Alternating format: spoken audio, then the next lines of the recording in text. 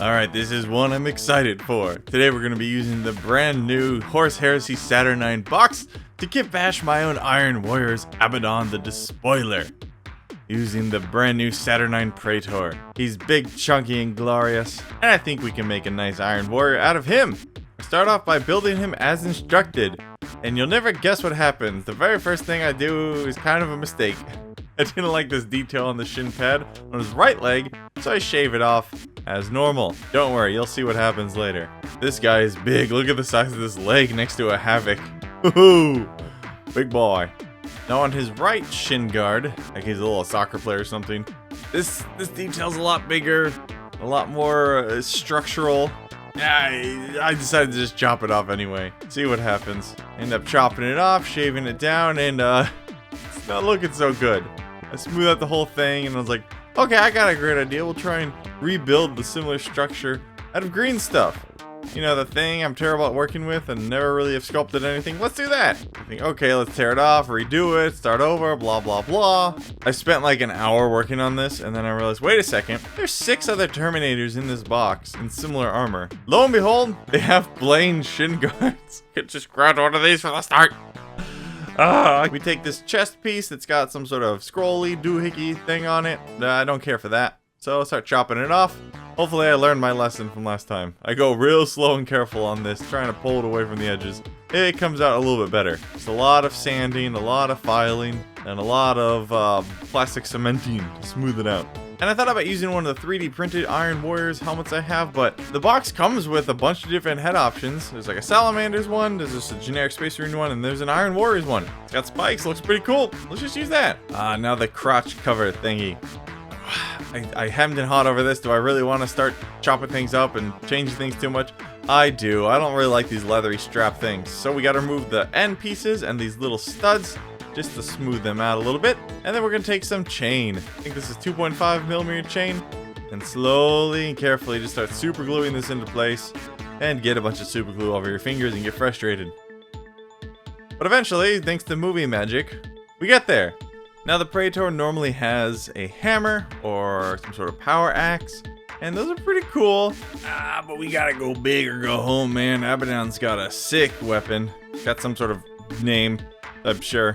But it's a big old sword, and I want something big to represent it on my proxy. So I found this nice chainsword from a Chaos Knight. Let's chop the end off this, see if we can't make this fit a little better. I saw the end off and sand it down smooth. Then I grab his arm pieces and see if I can find some sort of pose. Ooh, slung over the shoulder. Oh, that's looking pretty cool. This is so giant. Do I dare do this? You bet your bippy. Alright, to cover the big hole in the bottom that I sawed off, I take some plastic card, try and cut it into a general shape, and then we take the handle from the power axe, and try and find a good spot to cut it off. I like this little cable going into it, so we'll try and keep that. Then we take the plastic card, glue it to the bottom of this, and use some plastic cement to secure this into place. 2 points of contact are better than 1, so hopefully that'll hold.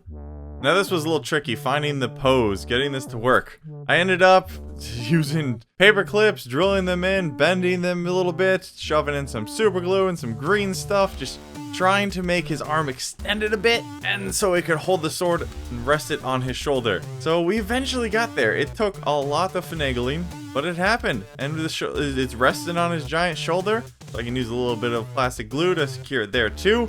So it's actually attached and stable. And it's looking okay. Now I gotta find a gun for his left hand.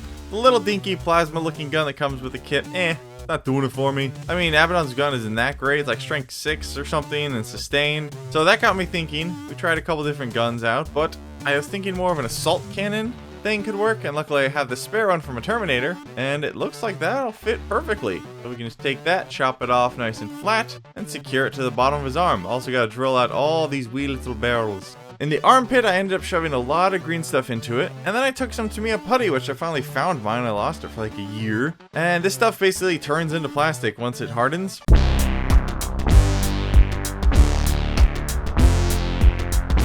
Now conveniently, my local game store, they run a Discord. They do a monthly painting contest, and August's painting contest is your great leader. So I thought this was perfect.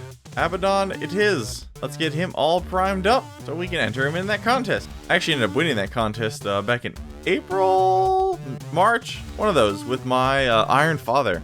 That was pretty fun. I was excited. We primed the entire model black, and now we go ahead and start the hazard stripes. We pick anywhere that we want to be all stripy, and blast it with some white primer. Get it nice and bright. Now we're going to try the undercoating thing again, but this time we're actually using just some pink acrylic paint. Take a little bit of pink and just kind of on the bottom parts, airbrush it on, add some variation. It works okay, but when we add so much gunk and stuff on these, you're not really going to see it later, but it's a cool way. Anywhere that there's pink, the yellow will turn a bit more orange. That's a traditional way people use it. Just add some variation. Now that's dried. On top of that, we take Imperial Fist contrast paint and airbrush that all over. You can see that nice orangey color where the pink was.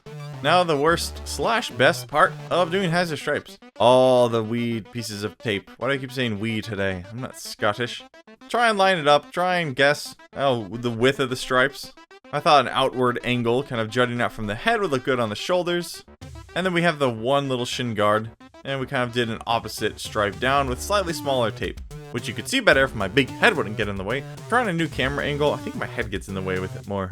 Now we take our black paint and spray and pray, and hope that it doesn't get under all that tape. We peel it off and it looks alright. Relatively successful. Now we take some more black paint and cover up everything that we don't want all hazard stripey. I like to do black before my metallics. Then we take a sponge and chip on a little bit of damage, just on the yellow parts. Time for some metallics. We're going to use Vallejo Dark Aluminum and try and dry brush this on, but it's so, wet because it is like an airbrush paint. It kind of just goes everywhere, but that's okay. Just keep it out of the darkest recesses. Next, we're going to take a bronze color. I've been experimenting. It doesn't really matter too much because I covered so much, but I like mixing these two together. It's a rusty brass and a bronze. You get a nice middle ground between the bright saturated brass and the dark, dull bronze. Again, I just do this for little bits and pieces all over the model, anywhere I think would look cool.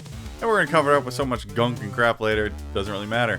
There he is, looking all bright and shiny. We take some Black Legion contrast paint and cover up all the tubes and hoses, anything we want to be black. Then to increase contrast on this model, we take Tamiya black panel liner and start dipping this in anywhere. Quiet dog. The dog's chewing on a toy next to me. Dip it anywhere that we want to be nice and dark.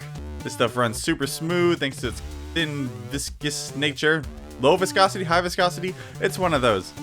Flows in super well, and you can remove it with white spirits because I think it's enamel based. Either way, it's very satisfying to use. Now that he's all shiny and pristine, it's time to get him all gross and gunky. Take our Rattling Grime contrast paint, mix it 50-50 with clean water, and just start slopping it up.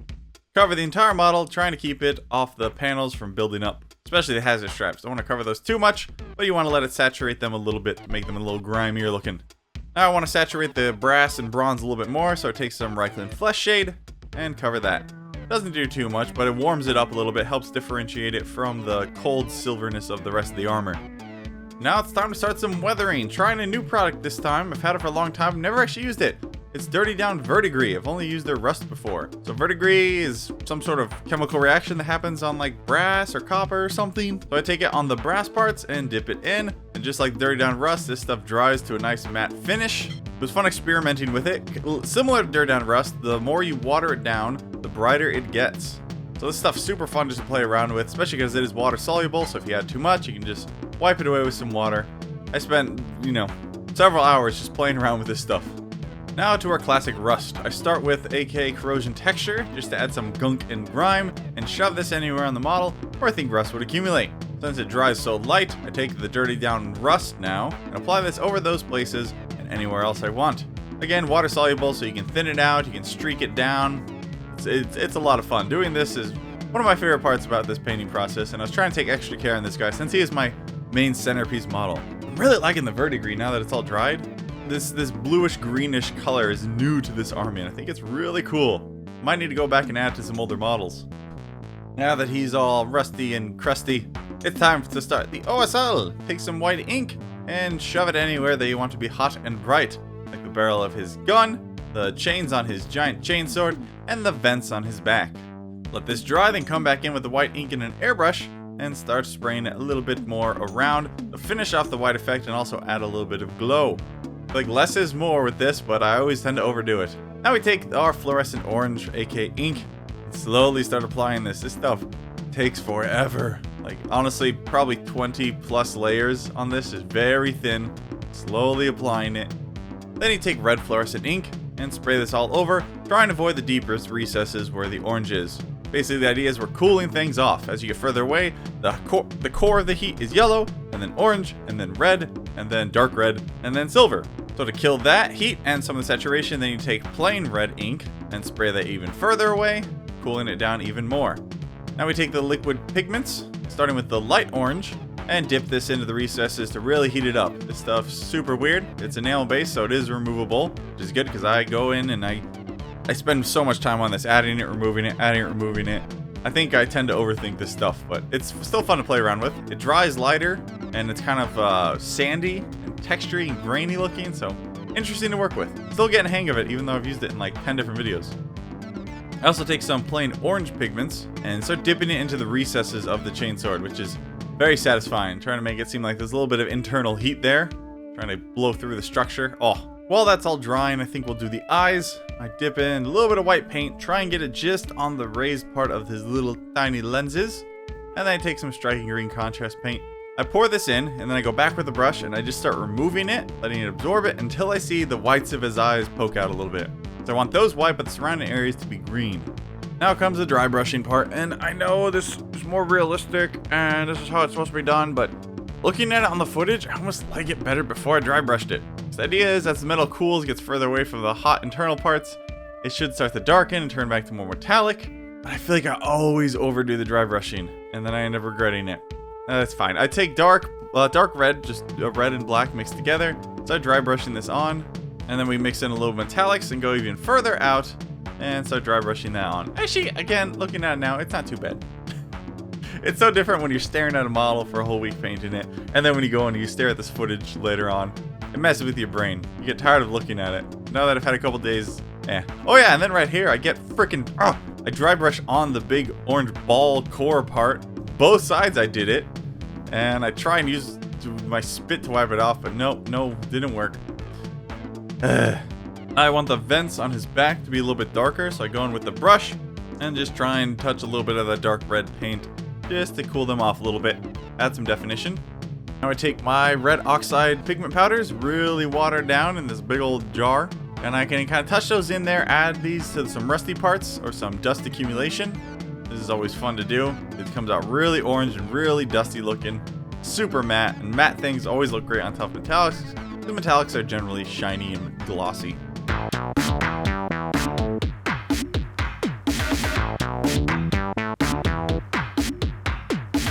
And there we have it, my completed Abaddon the Despoiler proxy from my Iron Warriors warband, made out of the Saturnine Praetor armor.